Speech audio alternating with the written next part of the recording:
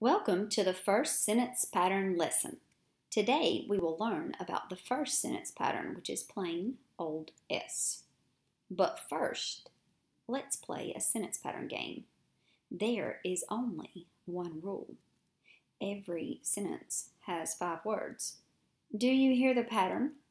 Every sentence sounds the same. It gets a bit boring. It doesn't allow for flow. Knowing sentence patterns doesn't just make your sentences correctly punctuated. While that is important, it's far more important that your sentences have variety because it will naturally make your reader's voice inflection rise and fall. And when your reader's voice inflection naturally rises and falls, your writing will flow nicely, and all of that will make you a better writer.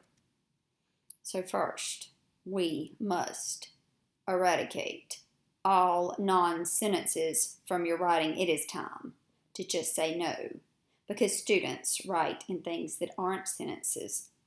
3 major mishaps include sentence fragments, where you're not writing in sentences at all. The second one is run-ons, where you smush together incorrectly more than one sentence, sometimes 2 and sometimes 3. And then the other is simply a lack of variety, where you write something and what you've said is correct, but it just sounds all kind of choppy because you're repeating the same simple sentence or sentence structure over and over and doesn't allow for flow.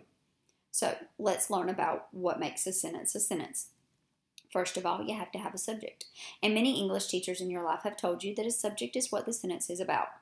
I'm here to clarify because this is a confusing definition. Let's consider this sentence, for example. The cow is outstanding in his field. If I were to ask you what this sentence is about, you might wonder, is it the cow or is it the field? Because without the field, where would the cow stand? And without the cow, what importance would the field have? How will you know? Is it cow or is it field? That definition of a subject leaves it unclear. So let's revise that definition. Let's say that the subject is who or what is doing some action. Let's go back to our sentence. Who is doing some action now? That's right, it's our outstanding cow. Get it? It's been a joke the whole time. The cow was outstanding, like, woohoo, good job, cow. All right, so if you have to have a subject, who or what is doing the action, then what's the second necessary component of a sentence? You guessed it. If the subject is the who or what doing the action, then we need an action, and we call that action a verb. So you first of all have to have a subject and a verb. Your subjects and verbs are like best friends forever. Where you see one, you should see the other. They go together like a wink and a smile, or like two random bears on a wooden dinosaur. Either way, the point is that your subject and verbs are always together. If you have one, you've got the other. Otherwise, it's not a subject and it's not a verb.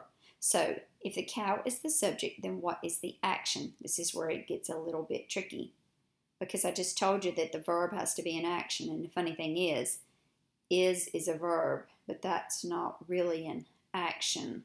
Verbs do action except when they don't really show any action. I like to call these verbs teenage verbs.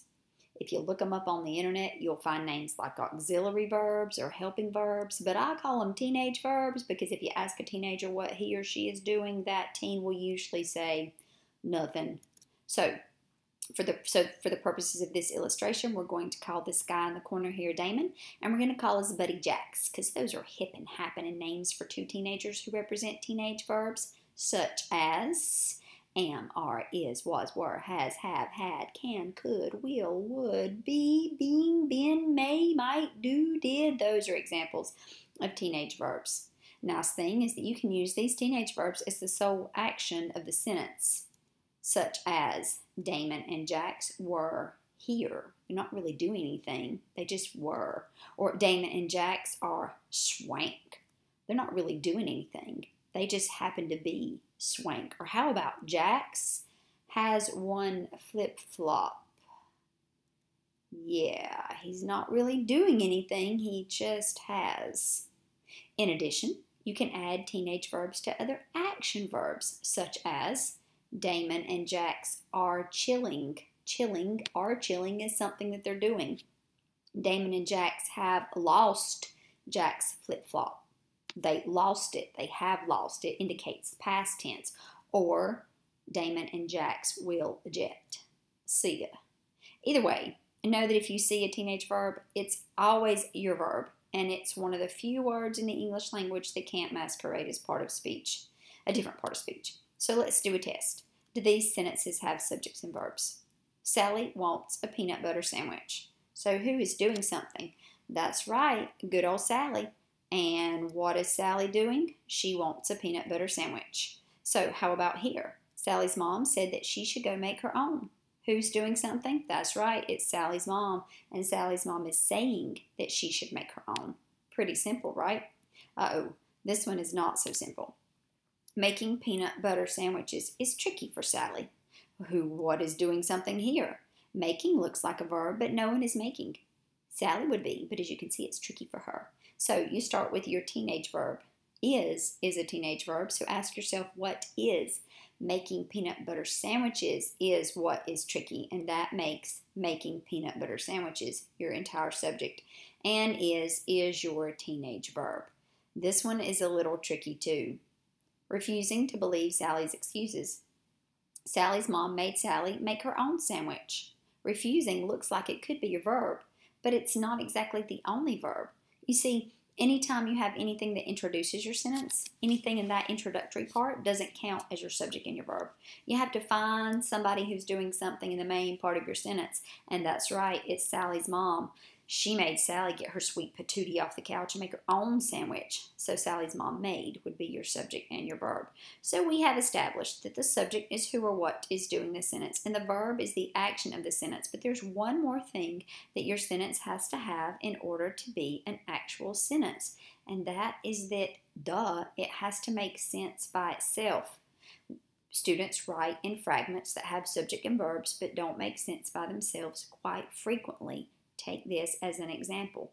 After I get home from school today, is there a subject? Is there somebody who's doing something? Yes, I is doing something. So is there a verb? What is I doing? I get. So there is a subject and there is a verb, but does it make sense by itself? Imagine if you said this to your Uncle Joe. Would he be able to follow your train of thought? Would it make sense by itself? I don't think so. He'd be like, what? When you get home from school today, you gonna wash my car? You gonna help me fill the pool with Orbeez again? What? Answer me, huh? You crazy kids and your fragments. Yeah. He would not understand that you would not have a complete thought. So if you said, Uncle Joe, after I get home from school today, I'd like to have some ice cream.